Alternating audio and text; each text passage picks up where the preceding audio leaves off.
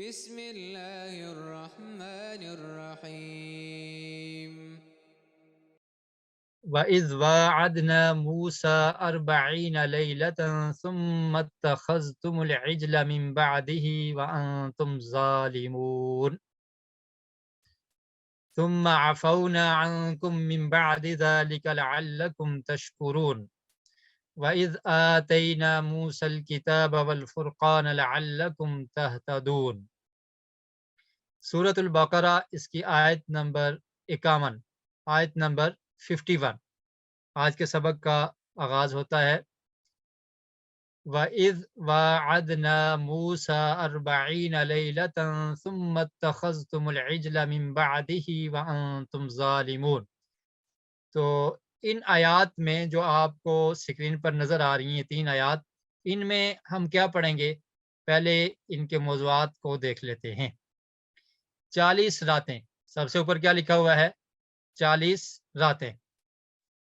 40 راتوں کے متعلق ہم پڑھیں گے، اور موسیٰ علیہ السلام سے 40 راتوں کا وعدہ۔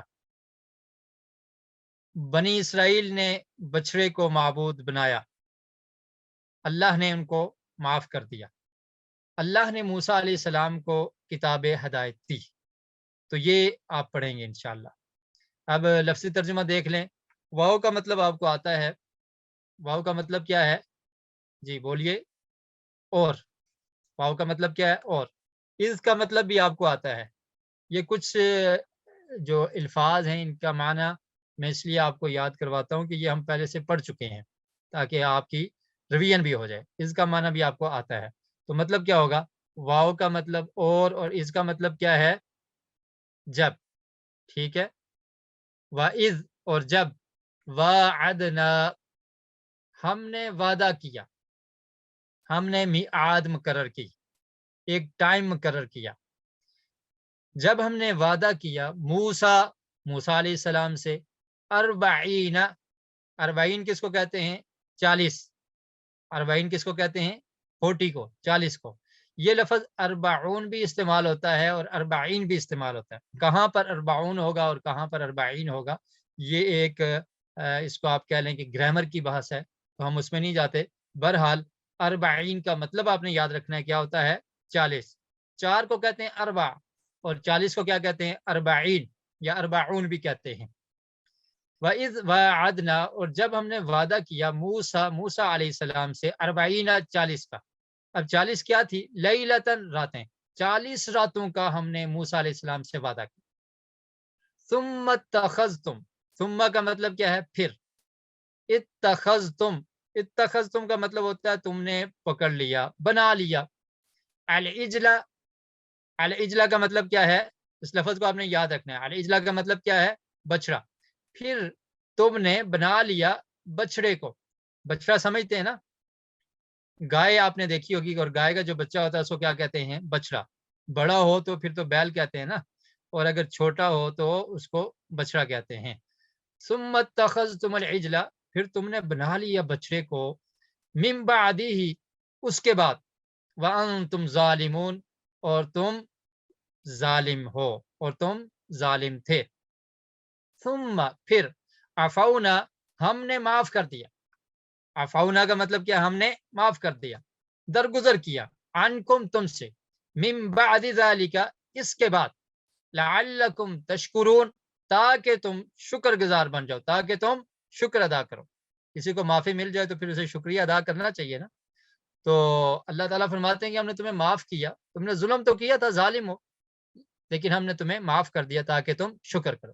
وَإِذْ آتَيْنَا، واو کا مطلب اور ہے، اور اس کا مطلب جب، اور جب، آتینا، ہم نے عطا کی، ہم نے دی، موسیٰ علیہ السلام کو، الکتاب، کتاب، والفرقان، اور حق اور باطل کے درمیان فرق کرنے والے، لعلکم، تاکہ تم، تہتدون، ہدایت پا جاؤ۔ تو اس میں اللہ تعالیٰ نے موسیٰ علیہ السلام سے ایک وعدہ لیا کہ آپ نے 40 راتوں کا وقت نکالنا ہے، 40 دن کا وقت نکالنا ہے۔ تو وہ وعدہ کیا تھا؟ موسیٰ علیہ السلام سے 30 راتوں کا وعدہ لیا تھا قرآن مجید میں دوسرے مقام پر، اور پھر اس میں 10 کا اضافہ کر دیا۔ اللہ تعالیٰ نے ملاقات کے لیے بلایا موسیٰ علیہ السلام کو، اور کتنے عرصے کے لیے؟ 40 دنوں کے لیے، 40 راتوں کے لیے۔ مطلب یہ ہے کہ دن اور رات وہاں پر ہی گزارنے تھے، اور گھر سے دور۔ کس جگہ پر بلایا؟ کوہ طور پر۔ طور ایک پہاڑ کا نام ہے، تو وہاں پر موسیٰ علیہ السلام کو اللہ تعالیٰ نے بلایا اور وعدہ کیا تھا کہ موسیٰ آپ نے یہاں پر پہنچنا ہے، ٹھیک ہے؟ اور کتنے عرصے کے لیے پہنچنا ہے؟ 40 راتوں کے لیے۔ تو جب موسیٰ علیہ السلام وہاں پر گئے تو ان کی قوم کو تو چھوڑ کے چلے گئے نا، اکیلے گئے، چھوڑ کے چلے گئے یا چند افراد کو ساتھ لے کر گئے، تو ان کی قوم نے کیا کیا؟ بچڑے کو معبود بنا لیا۔ اس سے پہلے ہم پڑھ چکے ہیں کہ موسیٰ علیہ السلام کو اللہ رب العالمین نے فرعون سے نجات دی، موسیٰ اور موسیٰ علیہ السلام کی قوم کو فرعون سے نجات دی، اور کیا کیا؟ سمندر میں راستہ بنا دیا، سمندر کو انہوں نے کراس کر لیا۔ اب وہ سمندر کو کراس کر کے کس جگہ پر پہنچ گئے؟ صحرائے سینا میں۔ اس کو کیا کہا جاتا ہے؟ صحرائے سینا میں پہنچ گئے۔ جب وہاں پر پہنچے تو اب اللہ رب العالمین نے موسیٰ علیہ السلام کو بلا لیا کہ آپ طور پہ آ جائیں تاکہ آپ کو کتاب دی جائے۔ تو اس سے کیا پتہ چلتا ہے کہ اس سے پہلے موسیٰ علیہ السلام کو کتاب نہیں ملی تھی۔ اس سے پہلے جو لوگ موسیٰ علیہ السلام کی پیروی کرتے تھے تو وہ اس وحی کی پیروی کرتے تھے جو کتاب کے علاوہ موسیٰ علیہ السلام پر اللہ رب العالمین کی طرف سے نازل ہوئی تھی، اور اس کو آپ یہ سمجھ لیں کہ حدیث کہہ سکتے ہیں۔ مسلمانوں کے جو مصادر ہیں وہ کتنے ہیں؟ ایک قرآن ہے اور ایک حدیث ہے۔ تو قرآن جو ہے وہ اللہ رب العالمین کی طرف سے نازل شدہ ہے، ایسے ہی ہم سے پہلے نبی کریم صلی اللہ علیہ وسلم سے پہلے جو انبیاء تھے، موسیٰ علیہ السلام، عیسیٰ علیہ السلام، ان پر کتابیں نازل ہوئی، وہ کتابی صورت میں موجود تھی۔ اور اس کے علاوہ جو انبیاء علیہ السلام کی دعوت ہوتی تھی تو وہ بھی وحی ہوتی تھی۔ تو اس سے پہلے موسیٰ علیہ السلام کی قوم اس کی پیروی کرتے تھے، دوسرے الفاظ میں یہ سمجھ لیں کہ حدیث کی پیروی کیا کرتے تھے۔ تو پھر اللہ رب العالمین نے بلایا کہ آپ ایسا کریں کہ طور پہ آ جائیں، ہم نے آپ کو کیا دینی ہے؟ کتاب دینی ہے۔ موسیٰ علیہ السلام کتاب لینے کے لیے 40 دنوں کے لیے چلے گئے۔ اب جو ان کی قوم تھی ان نے کیا کیا؟ انہوں نے بچڑے کو معبود بنا لیا۔ ان کی قوم کا تفسیر کی کتابوں میں یہ ملتا ہے، خیر اسرائیلی روایت ہے کہ سامری ایک شخص تھا، تو جب یہ لوگ چھوڑ کے وہاں سے نکلے اور سمندر کو کراس کیا، صحرائے سینا میں پہنچے، تو اس نے ایک بچڑا خود سے بنا لیا، اور پھر اس میں وہ آواز پھونکتا تھا تو اس سے آواز نکلتی تھی۔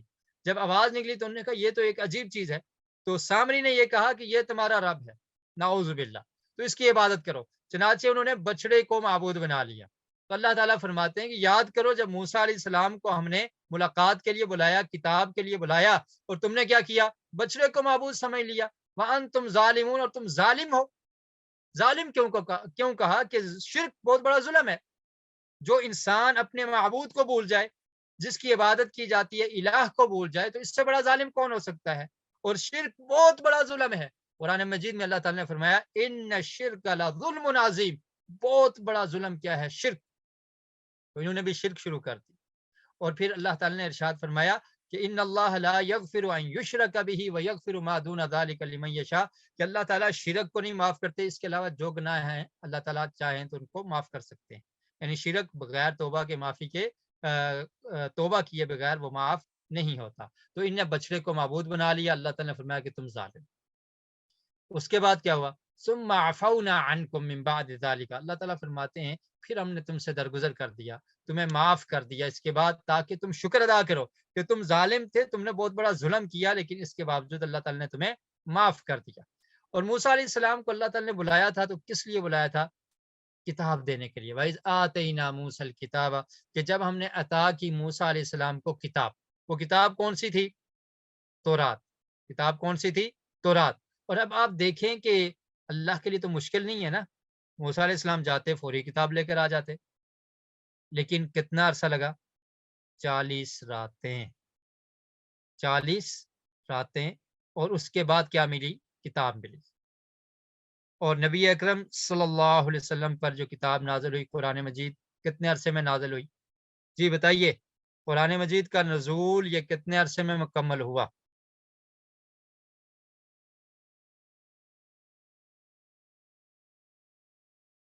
جی سسٹر رافیہ نے جواب دیا 23 سال، سمیہ 23 سال، فائزہ زمان 23 سال، ام طارق 23 سال.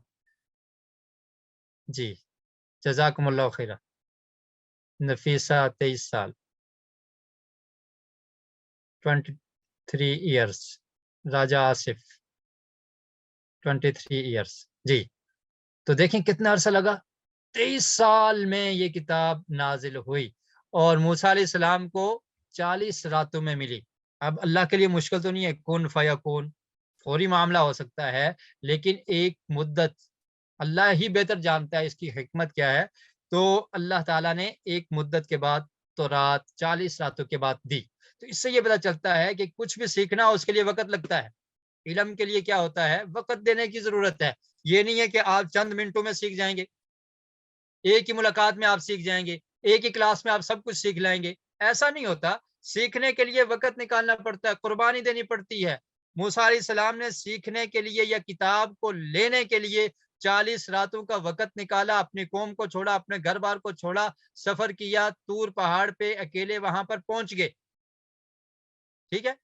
تو اسی طرح جو علم سیکھنا چاہتا ہے اس کو وقت نکالنا پڑے گا، اس کو قربانی دینی پڑے گی، اس کو سفر کرنا پڑے گا، اس کو کچھ چیزیں چھوڑنی پڑیں گی، تو تب اسے علم حاصل ہوگا. تو یہ کتاب اللہ تعالیٰ نے موسیٰ علیہ السلام کو دی، والفرقان، اور فرقان عطا کی. فرقان کس کو کہتے ہیں؟ فرقان کا مطلب ہوتا ہے حق اور باطل کے درمیان فرق کرنے والے.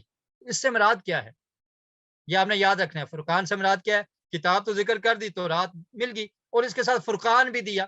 وہ کیا تھا؟ فرقان کا لفظی مطلب کیا؟ حق اور باطل کے درمیان فرق کرنے والا. اور اس سے مراد کیا ہے؟ اس سے مراد مفسرین نے لکھا ہے کہ معجزات تھے. اللہ تعالیٰ نے معجزات عطا کیے موسیٰ علیہ السلام کو کہ جو حق اور باطل کے درمیان فرق کر دیتے تھے. بہت سارے معجزات ہیں، قرآن مجید میں اس کا ذکر آئے گا.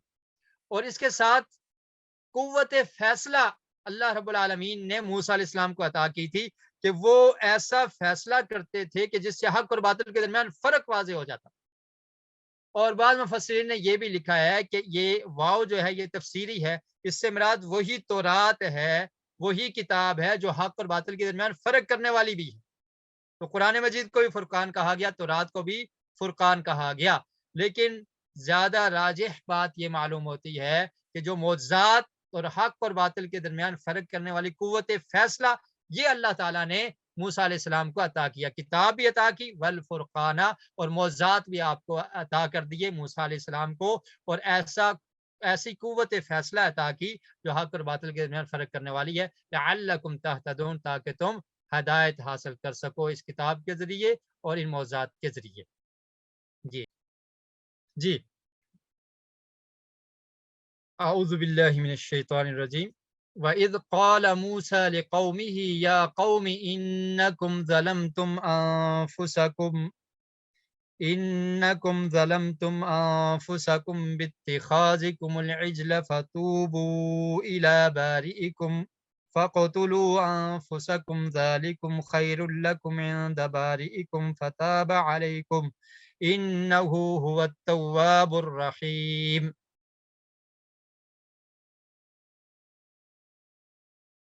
جی اب اس کا ترجمہ دیکھیں. اس میں جو ہم پڑھیں گے عنوان کیا ہے؟ بچڑا اور توبہ. موسیٰ علیہ السلام کا قوم پر غضب، ایک دوسرے کو قتل کرنے کا حکم. اللہ تواب اور رحیم ہے. وَإِذْ، اور جب، قال موسیٰ، کہا موسیٰ علیہ السلام نے، لقومہ، اپنی قوم سے، یا قومی، اے میری قوم، انکم ظلمتم انفسکم، بے شک تم نے ظلم کیا ہے، انفسکم، اپنے نفسوں پر، اپنی جانوں پر تم نے ظلم کیا. وہ ظلم کیا تھا؟ باتخاذکم العجلہ، کہ تم نے بنا لیا العجلہ، بچڑے کو معبود بنا لیا. فتوبو، تو تم توبہ کرو، جمع کا صیغہ ہے فتوبو، تو تم سب توبہ کرو. الی بارئکم، اپنے پیدا کرنے والے کی طرف. فقتلوا انفسکم، اور تم قتل کر دو، ہلاک کرو، انفسکم، اپنی جانوں کو. ذالکم یہ خیر لکم بہتر ہے تمہارے لیے عند بارئکم تمہارے پیدا کرنے والے کے ہاں فتاب علیکم تو وہ تمہاری توبہ کو قبول کرے گا انہو هو التواب الرحیم بے شک وہ توبہ قبول کرنے والا اور رحم کرنے والا ہے۔ اس آیت میں بھی سوال ہے اور اس سے پہلے والی جو آیت ہم پڑھ چکے ہیں اس میں بھی سوال موجود ہے آیت نمبر 53 میں۔ تو پہلے آپ اس کی مختصر تفسیر سن لیں اور اس کے بعد وہ پول لانچ کیا جائے گا اور پھر اس میں جو سوال ہے وہ پول بھی لانچ کر دیا جائے گا، تو اس کے جوابات بھی آپ نے دینے ہیں۔ تو موسیٰ علیہ السلام نے اپنی قوم سے کہا، جب موسیٰ علیہ السلام کتاب لے کر واپس آئے تو انہوں نے دیکھا کہ میں تو لوگوں کو یہ دعوت دیتا تھا کہ ایک اللہ کی عبادت کرنی ہے، اس کے ساتھ کسی کو شریک نہیں کرنا، تو قوم نے کیا کیا؟ قوم نے بچڑے کو معبود بنا لیا۔ تو موسیٰ علیہ السلام نے اپنی قوم سے کہا، اے میری قوم انکم ظلمتم انفسکم تم نے اپنی جانوں پر ظلم کیا ہے۔ انفس یہ جمع ہے اور اس کی واحد کیا آتی ہے؟ نفس، نفس کہتے ہیں ایک جان کو، اور انفس کہتے ہیں زیادہ کو۔ نفس کا لفظ آپ نے پڑھا ہے پیچھے، ابھی ہم نے جس آیت میں پڑھا تھا نا، یوم لا تجزی نفس عن نفس، کہ اس دن قیامت کے دن کوئی نفس کوئی جان کسی نفس سے کچھ کفایت نہیں کرے گی۔ تو نفس کا مطلب جان ہوتا ہے ایک کو، اور اس کی جمع کیا ہے؟ انفس۔ فقتلوا تو تم ظلمتم انفسکم تم نے ظلم کیا اپنے نفسوں پر باتخاذکم العجلہ بچڑے کو معبود بنا کر، بچڑے کو تم نے معبود بنا لیا۔ اب حل کیا ہے؟ کوئی بھی گناہ ہو جائے، بڑے سے بڑا گناہ ہو جائے تو اس کا حل کیا ہے؟ فتوبو تو سب توبہ کرو۔ توبہ کی کیا شرائط ہیں اس کو ہم پہلے ذکر کر چکے ہیں۔ پہلی شرط یہ ہے کہ انسان اپنے گناہ پر نادم ہو، پریشان ہو، اور دوسری شرط کیا ہے کہ وہ اس گناہ کو ترک کر دے، چھوڑ دے، اور تیسری شرط یہ ہے کہ وہ عزم کرے کہ آئندہ میں گناہ نہیں کروں گا، اور اخلاص کے ساتھ اللہ سے معافی مانگے۔ تو فتوبوا الی باریکم تم توبہ کرو اپنے پیدا کرنے والے کی طرف، اللہ سے معافی مانگو۔ اور اب معافی کیا تھی؟ کچھ گناہوں کا کفارہ ہوتا ہے۔ آپ جانتے ہیں کہ اگر کوئی شخص قسم کھا لے اور قسم کو پورا نہ کر سکے تو اس کا کیا ہوتا ہے؟ کفارہ ہوتا ہے، ٹھیک ہے؟ تو اسی طرح کچھ گناہوں کا کفارہ ہے، جیسے اگر کسی نے روزہ نہیں رکھا، رمضان کے روزے توڑ دیے، اس کا کفارہ بھی ہے، تو اس کی تفصیل ہم پڑھیں گے۔ ایسے ہی گناہ کا کفارہ ہوتا ہے۔ تو ان کو اللہ تعالیٰ نے کیا حکم دیا کہ تم نے بہت بڑا گناہ کیا اور بہت بڑا ظلم کیا ہے، اب اس کا کفارہ کیا ہے؟ فَقْتُلُوا أَنفُسَكُمْ اپنے آپ کو قتل کر دو، بس یہی تمہاری معافی ہے۔ اور یہ معافی تھی ان کے لیے کہ اپنے آپ کو کیا کرنا ہے؟ قتل کرنا ہے۔ اس کے بارے میں تفسیر تبری میں ابن عباس رضی اللہ تعالیٰ عنہما سے ایک روایت ملتی ہے کہ اللہ رب العالمین نے ان کو یہ حکم دیا کہ تم نے اپنے آپ کو قتل کرنا ہے۔ مطلب کیا؟ اپنی جانوں کو، اپنے بھائیوں کو۔ تو جن لوگوں نے بچڑے کو معبود بنایا تھا تو وہ ایسے گوٹ مار کر بیٹھ کے، اور پھر جن لوگوں نے بچڑے کی عبادت نہیں کی تھی ان کے ہاتھ میں تلوار دے دی، اور اب حکم یہ ہوا، رات ایسے رات چھا گئی جیسے دن کوئی رات بن گئی کہ تاریک اندھیرا ہو گیا، اور پھر یہ حکم ہوا کہ جن کے ہاتھ میں تلوار ہے وہ دوسروں کو مار دیں، قتل کر دیں، ہلاک کر دیں۔ چنانچہ اندھیری رات تھی اور اس طرح سے قتل کیا گیا، اور 70,000 کے لوگ قتل ہوئے، اور یہی ان کی توبہ تھی۔ جو قتل ہو گئے اس کی توبہ قبول ہوگی، اللہ تعالیٰ نے اس کو معاف کر دیا، اور جو نہیں بھی قتل ہوئے بچ گئے ان کو بھی اللہ تعالیٰ نے معاف کر دیا۔ تو یہ ایک طریقہ تھا کہ اس طرح سے تمہاری توبہ قبول ہوگی۔ جیسے دیکھیں نا، اسلام میں سزا یہ ہے کہ جو یہ بہرحال اہل کتاب میں بھی موجود تھی کہ اگر کوئی شادی شدہ آدمی زنا کا ارتکاب کر لے تو اس کی سزا کیا ہے؟ رجم کیا جاتا ہے۔ اس کو اسلام میں بھی موجود ہے کہ اس کو قتل کر دیا جاتا ہے۔ شادی شدہ مرد یا عورت زنا کر لے اور وہ ثابت ہو جائے تو اس کی سزا کیا ہے؟ اس کو رجم کر دیا جاتا ہے، پتھر مار مار کے اس کو ہلاک کر دیا جاتا ہے، کیونکہ یہ بڑا گناہ ہے، اس کی سزا یہ ہے۔ ایسے ہی شرک بہت بڑا ظلم ہے، تو اس کی سزا یہ تھی کہ قتل کر دو۔ اور آپ دیکھیں کہ نبی کریم صلی اللہ علیہ وسلم نے ارشاد فرمایا، عبداللہ بن مسعود رضی اللہ تعالیٰ عنہ سے روایت ہے، فرمایا کہ جو شخص اپنے دین کو چھوڑ دے، مرتد ہو جائے، فقتلوہ اس کو قتل کر دو، اس کی سزا یہ ہے۔ تو اسلام میں بھی ایسی سزائیں موجود ہیں، اور اس وقت بھی یہ سزا تھی کہ تم اپنے آپ کو قتل کر دو۔ تو اس طرح سے انہوں نے قتل کیا، اور یہ ان کی توبہ کی قبولیت کی ایک شرط تھی۔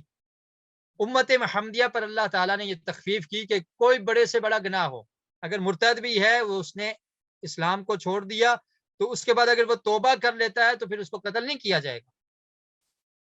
اسی طرح اگر کسی نے شرک کا ارتکاب کیا، اس سے شرک ہو گیا اور وہ توبہ کر لیتا ہے، معافی مانگ لیتا ہے، سچی توبہ کر لیتا ہے، تو اس کو قتل نہیں کیا جائے گا۔ تو یہ تخفیف موجود ہے، لیکن اس وقت ان کے لیے کیا تھا کہ تم نے قتل کرنا ہے، چنانچہ ان نے قتل کیا اور ان کی توبہ کو اللہ تعالی نے قبول کر دیا۔ فرمایا ذالکم خیر لکم عند باریکم، یہ تمہارے لیے بہتر ہے۔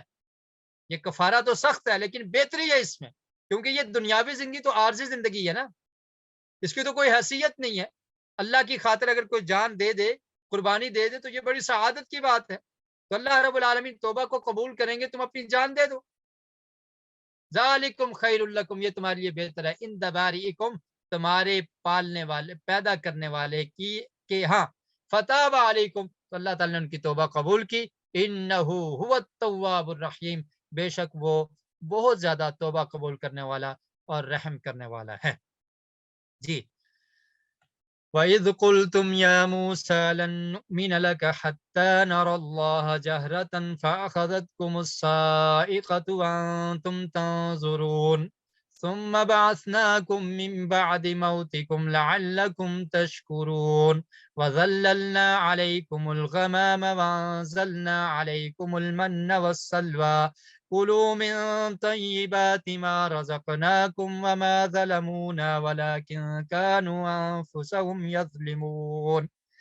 جی، توجہ سے آپ سنیں گے تو آپ کو جوابات دینے میں آسانی رہے گی۔ تو اب اس کا ترجمہ دیکھیں، وَإِذْ قُلْتُمْ، اور جب تم نے کہا، یا موسیٰ، اے موسیٰ، لن نؤمن، ہرگز نہیں ہم ایمان لائیں گے۔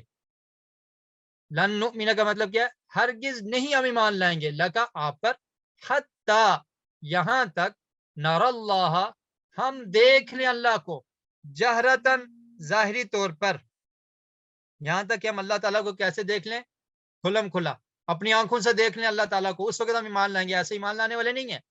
فَأَخَذَتْكُمُ الصَّاعِقَةُ، اس میں بھی سوالات ہیں، ٹھیک ہے، آپ نے غور سے سننا ہے ترجمہ۔ فَأَخَذَتْكُمُ الصَّاعِقَةُ، اور پکڑ لیا تم کو، الصاعقۃ، الصاعقہ نے، صاعقہ کس کو کہتے ہیں؟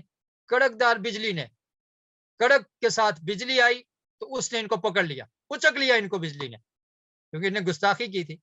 وَأَنتُمْ تَنظُرُونَ، اور اس حال میں کہ تم دیکھ رہے تھے۔ اس سے اگلی آیت کا ترجمہ سنیں، ثم، پھر، بَعَثْنَاكُمْ، ہم نے اٹھایا تم کو، مِن بَعْدِ مَوْتِكُمْ، تمہاری موت کے بعد، لَعَلَّكُمْ تَشْكُرُونَ، تاکہ تم شکر ادا کرو، وَظَلَّلْنَا، اور ہم نے سایہ کیا، علیکم، تم پر، الغمام، بادل کا، وَأَنزَلْنَا، اور ہم نے اتارا، علیکم المن، تم پر من کو اتار دیا، وَالسَّلْوَىٰ، اور سلوہ کو اتارا، کلو، تم کھاؤ، من طیبات، پاکیزہ میں سے، ما رزقناکم، جو ہم نے دیا ہے تم کو، وما ظلمونا، اور نہیں ہم نے ظلم کیا، ولیکن، لیکن، اور لیکن، کانو، تھے وہ، انفسہم، اپنی جانوں پر، یظلمون، ظلم کرتے۔ یہ لفظ ترجمہ آپ نے دیکھ لیا۔ اس میں ہم پڑھیں گے کہ انہوں نے یہ کہا کہ دکھاؤ اللہ کو، ایمان کب لائیں گے؟ جب تم ہمیں اللہ کو دکھاؤ گے۔ اللہ کو دیکھنے کا مطالبہ انہوں نے کیا، اور پھر بجلی کا گرنا، جس کی وجہ سے وہ سب ہلاک ہو گئے۔ اللہ تعالیٰ نے ان کو یہ نعمتوں کی یاد دہانی کروائی کہ ذرا یاد کرو ہم نے تم پر کتنی نعمتیں کی ہیں۔ پیچھے بھی نعمتیں آپ نے سنی ہے نا، اللہ تعالیٰ نے بنو اسرائیل پہ جو نعمتیں کی، فرمایا کہ یاد کرو جب فرعون تم پر ظلم کیا کرتے تھے، تمہارے بچوں کو قتل کر دیا کرتے تھے، عورتوں کو زندہ رکھتے تھے، تو ہم نے تمہیں آل فرعون سے نجات دلائی، اور پھر تمہاری آنکھوں کے سامنے ان کو ہلاک کر دیا، فرعون کو اور آل فرعون کو۔ اس کے بعد اللہ تعالیٰ نے مزید نعمتیں یاد کروائی کہ دیکھو موسیٰ علیہ السلام کو ہم نے کتاب دی، تم نے پھر بچڑے کو معبود بنایا، ہم نے پھر بھی تمہیں معاف کر دیا، اور پھر تم نے یہ کہا کہ ہم اللہ تعالیٰ کو دیکھنا چاہتے ہیں، اپنی آنکھوں سے دیکھنا چاہتے ہیں، اتنی بڑی تم نے گستاخی کی، اور اس کے بعد تم ہلاک ہو گئے، اور پھر اللہ تعالیٰ نے تمہیں دوبارہ زندہ کر دیا کہ تاکہ تم اللہ کا شکر ادا کرو۔ اور اس کے بعد اور انعامات دیکھو کہ صحرا میں تمہارے پاس کوئی سائے کا سامان نہ تھا، اب دھوپ ہے، شدت کی دھوپ ہے، آسمان پر، آسمان کی دھوپ، آسمان سے دھوپ پڑ رہی ہے، اور ان کے پاس چھت نہیں ہے تو اللہ تعالیٰ نے بادلوں کو مقرر کر دیا ان کے لیے سائبان، اور پھر آسمان سے کھانا ان کے لیے مہیا کر دیا بغیر محنت کے، من اور سلوہ جس کو کہا جاتا ہے۔ تو یہ ہم نے انعامات کیے ہیں، بادلوں کا سایہ، من اور سلوہ اور پاکیزہ چیزیں کھانے کی تمہیں دی ہیں، تو یہ کتنی نعمتیں ہم نے تم پر کی ہیں۔ تو موسیٰ علیہ السلام کی قوم اتنی بدبخت تھی کہ انہوں نے یہ مطالبہ کیا کہ موسیٰ علیہ السلام آپ کوہ طور پر گئے، آپ یہ دعویٰ کرتے ہیں کہ ہم نے اللہ تعالیٰ سے، اللہ تعالیٰ نے کلام کیا، لیکن ہم آپ کی بات کو نہیں مانیں گے، ہم کبھی مان لائیں گے آپ پر، لن نؤمن لک حتی نر اللہ جہرتن، اس وقت تک نہیں مان لائیں گے جب تک ہم اپنی آنکھوں سے نہیں دیکھ لیتے۔ اور یہ بہت بڑی گستاخی تھی، اس سے یہ پتہ چلتا ہے کہ یہ بات کرنا کہ میں نے اللہ کو دیکھنا ہے، یہ اس کا سوال کرنا یہ گستاخی ہے۔ مومن کیا کون ہوتا ہے؟ آپ نے سورہ بقرہ کے شروع میں ہی پڑھا تھا، الذین یؤمنون بالغیب، وہ لوگ جو غیب پر ایمان رکھتے ہیں۔ رسول نے کہہ دیا، اس کی بات کو مان لیا، بس غیب پر ایمان ہے، یہ نہیں کہ ہم اللہ کو دیکھیں گے تو ایمان لائیں گے۔ یہ گستاخی انہوں نے کی، ان بدبختوں نے، کہ ہم اپنی آنکھوں سے اللہ کو دیکھیں گے تو تب ایمان لائیں گے۔ اور یہ کون لوگ تھے؟ اس کا ذکر قرآن مجید میں دوسرے مقام پر موجود ہے کہ وہ 70 لوگ جن کو موسیٰ علیہ السلام اپنے ساتھ لے کر گئے تھے، سورہ اعراف کی آیت نمبر 155 میں یہ موجود ہے۔ تو انہوں نے یہ مطالبہ کیا کہ ہم اللہ کو دیکھنا چاہتے ہیں، تو اللہ رب العالمین نے صاعقہ کو بھیجا، ٹھیک ہے، ایک بجلی آئی، کڑکدار بجلی، جس کی وجہ سے یہ ہلاک ہو گئے۔ اور پھر موسیٰ علیہ السلام نے اللہ تعالیٰ سے دعا کی کہ اللہ تعالیٰ یہ ہلاک ہو گئے ہیں، اب میں قوم کو جا کر کیا جواب دوں گا؟ تو اللہ تعالیٰ اگر آپ نے ہلاک ہی کرنا تھا، اور وہ آیت کے الفاظ ہیں لو شئت اہلکتہم من قبل و ایایا، آپ اللہ تعالیٰ اس سے پہلے ہی ہلاک کر دیتے مجھے بھی اور ان کو، ابھی میری قوم کہے گی کہ یہ بندے لے کر گئے اور ان بندوں کو مروا دیا۔ تو اللہ تعالیٰ نے دوبارہ سے ان کو زندہ کر دیا۔ تو یہ وہ 70 بندے تھے جن نے یہ مطالبہ کیا، ثم بعثناکم من بعد موتکم، تو مر گئے تو اللہ تعالیٰ نے ان کو دوبارہ سے زندگی عطا کر دی کہ تاکہ تم شکر گزار بن جاؤ۔ اور پھر اس کے بعد یہ صحرا میں تھے، تو اب ان کے پاس کھانے پینے کا کوئی بندوبست نہیں تھا، تو اللہ تعالیٰ نے سائے کے لیے بادلوں کو مقرر کر دیا، اور کھانے کے لیے ان کو کیا دیا؟ من اور سلوا دیا۔ اور اب یہ سوال ہے کہ من کسے کہتے ہیں؟ من کسے کہتے ہیں؟ اس کے بارے میں ایک صحیح حدیث ہے کہ نبی کریم صلی اللہ علیہ وسلم نے ارشاد فرمایا کہ الکمعۃ من المن، کہ کھمبی اس کو کہتے ہیں اردو میں۔ آپ الکمعۃ لکھ کر نا تو نیٹ پر سرچ کریں گے تو پتہ چل جائے گا، اردو میں اس کو کھمبی کہا جاتا ہے۔ تو فرمایا کہ یہ من ہے، وَمَاؤُهَا شِفَاءٌ لِلْعَيْنِ، اور اس کا پانی جو ہے وہ آنکھوں کے لیے شفا ہے۔ تو یہ صحرا میں ایک بوٹی ہے جس کو من کہا جاتا تھا، تو یہ اس طرح سے خود سے اگ جاتی تھی۔ اب ان کے کھانے کا بندوبست کیا ہے؟ محنت کی ضرورت نہیں ہے، بیج بونے کی ضرورت نہیں ہے، زراعت کرنے کی ضرورت نہیں ہے، خود بخود اس طرح کی بوٹیاں پیدا ہو جاتی جو ان کی خوراک، من، یہ اس کا مطلب تھا۔ اور دوسرا کیا تھا؟ سلوا۔ سلوا یہ اس میں جنس ہے اور اس کی واحد آتی ہے سلواتن، تو یہ بٹیر کی طرح کا ایک پرندہ تھا، اور یہ نمکین کھانا تھا۔ من جو ہے یہ میٹھا کھانا تھا۔ اس کی تفسیر میں صحابہ اکرام کے اقوال بھی ملتے ہیں۔ حضرت عبداللہ بن عباس رضی اللہ تعالیٰ عنہ سے، کہ اس سے مراد یہ تھا کہ میٹھی گوند کی شکل کی ایک فصل ہوتی تھی جس کو وہ کھاتے تھے، تو من اس کو بھی کہا جا سکتا ہے۔ اور جو حدیث میں تفسیر ہے اس کی کہ ایک بوٹی تھی جس کو اردو میں کہتے ہیں کھمبی، تو یہ جو ہے ان کے لیے خود بخود اگ جاتی تھی، تو وہ اس کو کھاتے تھے اور وہ میٹھی ہوتی تھی۔ اور سلوا جو ہے وہ نمکین کھانا تھا، بٹیر کی شکل کے پرندے خود بخود آ جاتے اور یہ ان کو پکڑتے اور ان کو کھا لیتے۔ تو یہ اللہ تعالیٰ نے ان پر انعامات کیے کہ یہاں پر تمہیں محنت کی بھی ضرورت نہیں ہے، تم من اور سلوا کھاؤ، کلوا من طیبات ما رزقناکم، جو ہم نے تمہیں رزق دیا ہے اس کو تم کھاؤ۔ اور اس کے باوجود، ان نعمتوں کو استعمال کرنے کے باوجود ان نے ظلم کیا، تو اللہ تعالیٰ فرماتے ہیں کہ ان نے اپنی جانوں پر ظلم کیا ہے، کہ اتنی نعمتیں استعمال کرنے کے باوجود کیا گستاخی کی کہ ہم اللہ کو دیکھنا چاہتے ہیں، بچڑے کو معبود بنا لیا، اور اس طرح کے یہ کام ان نے کیے۔ تو یہ آیات ان سے اللہ تعالیٰ ان میں بنو اسرائیل کا تذکرہ کر رہے ہیں، لیکن انڈائریکٹ اس سے تمام لوگ مخاطب ہیں۔ ہم مسلمان، ہم نے بھی اپنی حالت پہ غور کرنا ہے، ہم نے بھی دیکھنا ہے کہ جو اللہ تعالیٰ ہمیں نعمتیں دیتے ہیں تو ان نعمتوں کو استعمال کرنے کے بعد ہم نے شکر ادا کرنا ہے، ان کی ناشکری نہیں کرنی اور ظلم نہیں کرنا، اللہ کے ساتھ شرک نہیں کرنا اور دیگر گناہ نہیں کرنے، گناہوں کا ارتکاب نہیں کرنا جن سے اللہ تعالیٰ کی نعمتوں کی ناشکری ہو جائے، اور اللہ رب العالمین کے احکامات کی پاسداری کرنی اور اس کے مطابق زندگی بسر کرنی۔ جی، تو آج کے سبق کی یہ آخری 2 آیات ہوں گی، یا شاید ایک آیت ہم اور بھی پڑھیں گے۔ وَإِذْ قُلْنَا ادْخُلُوا هَٰذِهِ الْقَرْيَةَ فَكُلُوا مِنْهَا حَيْثُ شِئْتُمْ رَغَدًا وَادْخُلُوا الْبَابَ سُجَّدًا وَقُولُوا حِطَّةٌ نَغْفِرْ لَكُمْ خَطَايَاكُمْ وَسَنَزِيدُ الْمُحْسِنِينَ فبدل الذين ظلموا قولا غير الذي قيل لهم فأنزلنا على الذين ظلموا رجزا من السماء بما كانوا يفسقون۔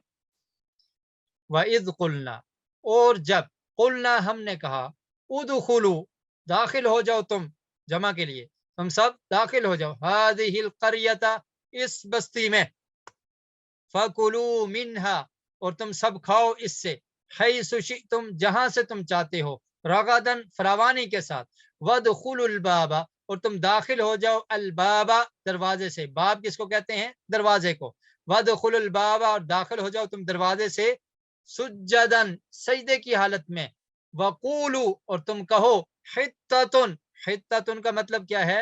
اور تم کہو حِطَّةٌ اس کا مطلب ہوتا ہے کہ اللہ تعالیٰ تو ہمیں معاف کر دے، حِطَّةٌ معاف کر دے ہمیں، نغفر لکم ہم معاف کر دیں گے تمہیں، بخش دیں گے تمہیں، خطایاکم تمہاری غلطیوں کو، وسنزید المحسنین اور ان قریب ہم زیادہ دیں گے احسان کرنے والوں کو، نیکی کرنے والوں کو۔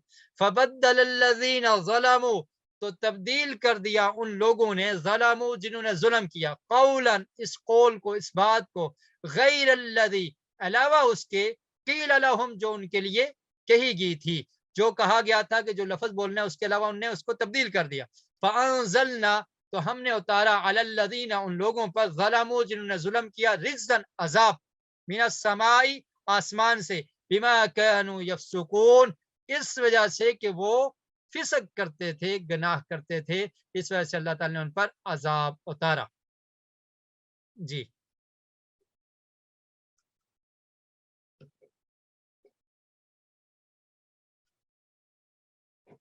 تو ان آیات میں اللہ تعالی نے کیا حکم دیا؟ بستی میں داخل ہو جاؤ۔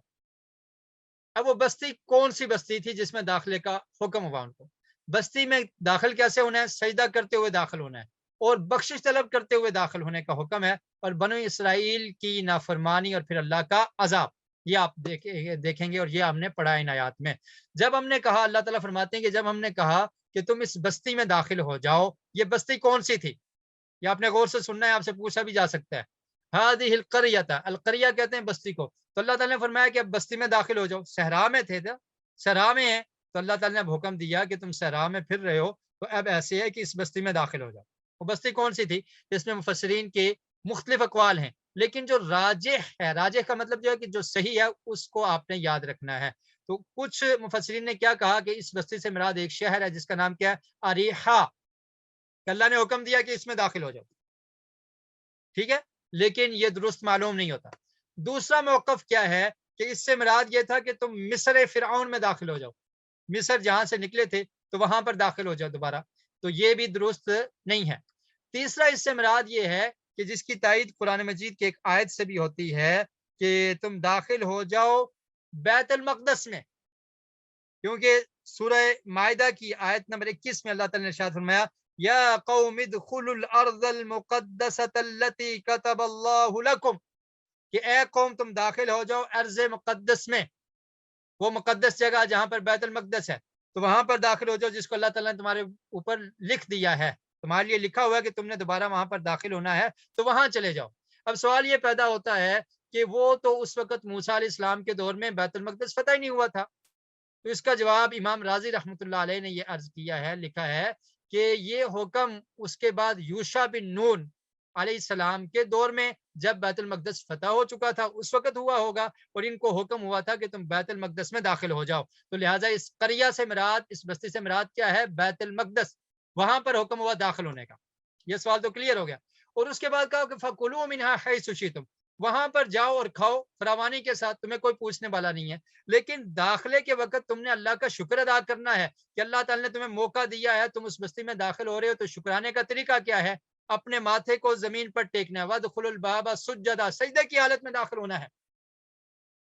لیکن یہ لوگ ایسے نافرمان تھے کہ انہوں نے سجدے کی حالت میں داخل ہونے سے انکار کر دیا. وَقُولُوا حِطَّةٌ, اور پھر اللہ تعالیٰ نے فرمایا کہ ایک اور بات بھی تم نے کہنی ہے. کیا کہنی ہے؟ حِطَّةٌ, کہ اللہ تعالیٰ ہمیں معاف کر دے. مطلب کیا ہے حِطَّةٌ کا؟ کہ اللہ تعالیٰ ہمیں معاف کر دے. اللہ نے فرمایا عاجزی کرتے ہوئے داخل ہونا ہے, تکبر نہیں کرنا. تکبر اللہ کو پسند نہیں ہے. تمہیں اگر فتح بھی نصیب ہوئی ہے تو تکبر نہیں کرنا. اگر جیت جاتے ہیں تو تکبر نہیں کرنا چاہیے. اگر آپ کامیاب ہو جاتے ہیں, آپ کا رزلٹ اچھا آتا ہے, آپ کو کوئی عہدہ مل جاتا ہے, آپ حکمران بن جاتے ہیں, تو اس میں تکبر نہیں کرنا, بلکہ عاجزی اور انکساری اللہ تعالیٰ کو پسند ہے. اور ان کو یہ حکم ہوا کہ سجدہ کرتے ہوئے اور اللہ سے معافی مانگتے ہوئے تم نے اس بستی میں داخل ہونا ہے. ملے گا کیا؟ نغفر لکم خطایاکم, تمہاری خطاؤں کو اللہ تعالیٰ معاف کر دیں گے. وسنزید المحسنین, اور جو نیکی کرنے والے ہیں, احسان کرنے والے ہیں, اللہ تعالیٰ ان کو مزید عطا کر دیں گے. تو ان نے کیا کیا؟ نبی کریم صلی اللہ علیہ وسلم نے ارشاد فرمایا, یہ حدیث صحیح البخاری میں ہے, کہ ان کو یہ حکم ہوا کہ تم نے بیت المقدس میں داخل ہونا ہے, تو ان نے یہ کام کیا کہ یہ ایسے داخل ہوئے کہ سجدے کی حالت میں داخل نہیں ہوئے, بلکہ اپنی سرینوں کو نیچے کر کے, تو اس طرح سے منہ اوپر کر کے ایسے داخل ہوئے. اور پھر جب ان کو کہا گیا تھا کہ تم نے حطتن کہنا ہے, تو ان نے حطتن کی جگہ کیا کہنا شروع کر دیا؟ ان نے حطتن کی جگہ کہنا شروع کر دیا حنتتن. حنتا کہتے ہیں گندم کے دانے کو, تو ان نے حنتتن کہنا شروع کر دیا. حطتن کی جگہ کیا کہا؟ حنتتن کہنا شروع کر دیا. یا جو صحیح البخاری کی روایت ہے اس کے الفاظ ہیں کہ انہوں نے کہا حبتن فی شعرتن, کہ انہوں نے یہ کہا کہ حبتن فی شعرتن, کہ دانا بالی میں, یہ کہہ کر داخل ہوئے. اس طرح سے انہیں گستاخی کی. اللہ نے جو بات کہی تو اس کو انہیں تبدیل کر دیا. اس لیے اللہ نے فبدل الذین ظلموا, نے تبدیل کر دیا قولا, اس بات کو جو ان کو کہی گئی تھی, اس کے علاوہ انہیں کچھ اور بات کہنا شروع کر دیا. اور وہ کیا کہی؟ انہوں نے کہا حبۃ فی شعرۃ, مذاق اڑایا انہوں نے. اور پھر اس کی سزا ان کو کیا ملی؟ فانزلنا علی الذین ظلموا رجزا, اللہ تعالیٰ فرماتے ہیں کہ آسمان سے ہم نے ان پر عذاب نازل کر دیا. تو جب کوئی نعمت ملے اس پر کیا کرنا چاہیے؟ شکر ادا کرنا چاہیے. اور امام ابن کثیر رحمۃ اللہ علیہ فرماتے ہیں کہ یہ وہی حکم ہے جو اللہ رب العالمین نے میرے اور آپ کے پیارے پیغمبر نبی اکرم صلی اللہ علیہ وسلم کو دیا تھا, جب انہوں نے بیت اللہ اور مکہ مکرمہ کو فتح کیا اور فاتحانہ حیثیت سے مکہ مکرمہ میں داخل ہوئے. تو اللہ تعالیٰ نے کیا حکم دیا سورۃ النصر میں؟ اذا جاء نصر اللہ والفتح ورأيت الناس يدخلون في دين الله افواجا فسبح بحمد ربك واستغفره انه كان توابا. کہ آپ مکہ میں داخل ہو رہے ہیں, فتح آپ کو نصیب ہو گئی ہے, تو آپ نے اس پر کیا کرنا ہے؟ فسبح, اپنے رب کی تسبیح بیان کرنی ہے. فسبح بحمد ربک واستغفرہ, اور اپنے رب سے بخشش طلب کرنی ہے. تو ان کو بھی یہی حکم ہوا کہ شکر ادا کرتے ہوئے داخل ہونا ہے اور اللہ سے معافی مانگنی ہے. نبی کریم صلی اللہ علیہ وسلم جب مکہ میں داخل ہوئے تو آپ نے 8 رکعت نماز ادا کی, نفل ادا کیے. یہ نعمت پر شکر ادا کرنے کا طریقہ ہے.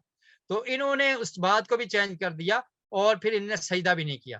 تو اب جب ایسا کام انہوں نے کیا, وَسَنَزِيدُ الْمُحْسِنِينَ, اس کی تفسیر کو دیکھیے کہ احسان کرنے والوں کو ہم زیادہ دیں گے. احسان کسے کہتے ہیں؟ نبی کریم صلی اللہ علیہ وسلم کا ارشاد ہے. آپ کا ٹائم کمپلیٹ ہو گیا, میں جلدی سے اس کو مکمل کرتا ہوں. بلکہ ہم نے لیٹ کلاس شروع کی تھی, تو اس حساب سے ابھی تک ہمارے پاس 10 منٹ باقی ہیں, کیونکہ 7:15 پہ کلاس شروع ہوئی تھی, تو ابھی 8:05 ہوئے ہیں. تو خیر انشاءاللہ ہم ٹائم پر کلاس کو ختم کر دیں گے. ابھی شاید اس کی کمپلیٹ کرنے کے بعد آپ کو پول بھی لانچ کیا جائے گا جس میں سوالات ہیں. تو احسان کس کو کہتے ہیں؟ اللہ کے رسول صلی اللہ علیہ وسلم نے, جب پیارے رسول صلی اللہ علیہ وسلم کا نام آئے تو آپ سب نے درود پڑھنا ہے, صلی اللہ علیہ وعلی آلہ وصحبہ وسلم, صلی اللہ علیہ وسلم, مختصر یہ پڑھ سکتے ہیں. تو فرمایا کہ احسان یہ ہے کہ ان تعبد اللہ کأنک تراہ, کہ آپ نے اللہ کی عبادت ایسے کرنی ہے گویا کہ آپ اللہ کو دیکھ رہے ہیں. فإن لم تکن تراہ فإنہ یراک, اور اگر یہ یقین نہیں پیدا ہوتا تو کم از کم یہ سمجھو کہ اللہ تعالیٰ تمہیں دیکھ رہا ہے.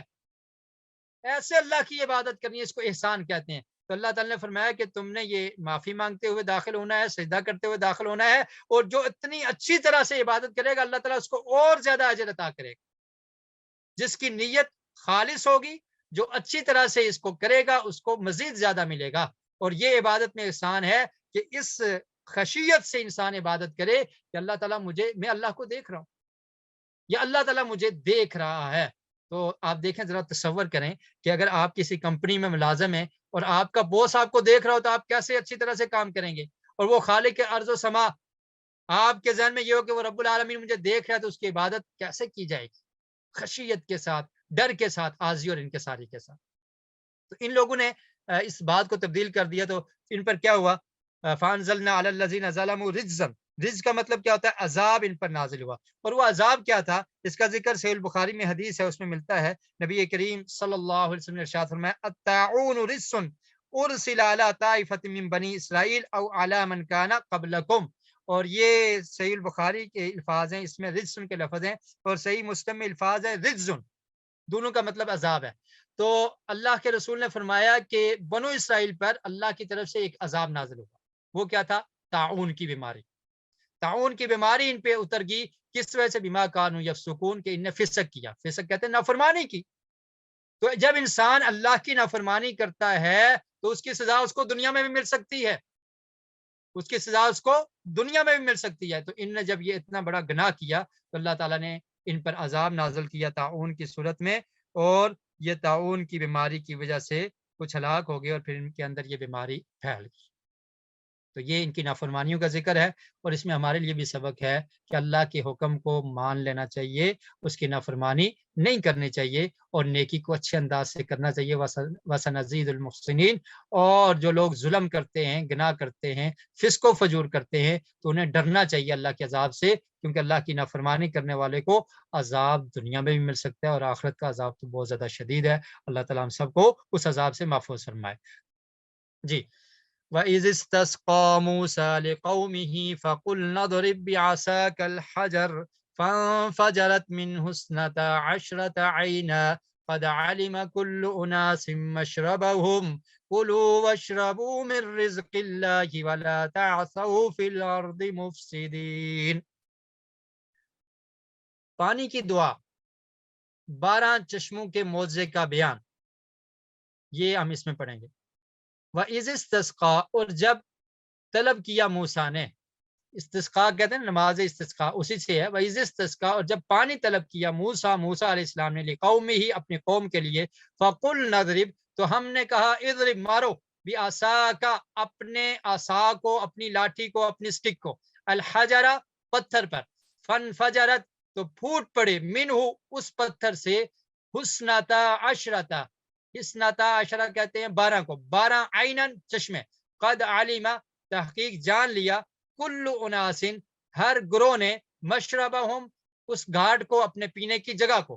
کلو، تم کھاؤ، وشربو، پیو، من رزق اللہ، اللہ کے رزق سے، اللہ نے یہ تمہیں عطا کیا ہے. ولا تعثوا فی الارض، اور نہ تم پھرو زمین میں، مفسدین، فساد کرتے ہوئے.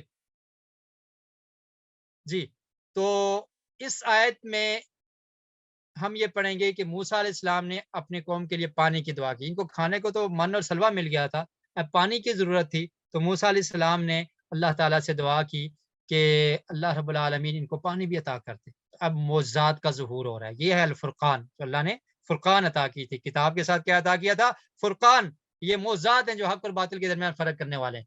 وَإِذِ اسْتَسْقَىٰ مُوسَىٰ لِقَوْمِهِ، موسیٰ علیہ السلام نے پانی طلب کیا تو ہم نے کیا کہا؟ فَقُلْنَا اضْرِب بِّعَصَاكَ الْحَجَرَ، فرمایا کہ اس لاٹھی کو پتھر پر مارو. پتھر سے چشمے پھوٹ گئے. یہ معجزہ ہے یا نہیں؟ اللہ تعالیٰ نے موسیٰ علیہ السلام کو یہ معجزہ عطا کی. اس سے 12 چشمے پھوٹے. 12 کس لیے؟ کہ بنو اسرائیل کے 12 قبیلے تھے، تاکہ ان کی لڑائی نہ ہو، اور ہر قبیلے نے اپنے چشمے کو، پانی پینے والی جگہ کو اختیار کر لیا، اور وہاں سے انہوں نے پانی پیا.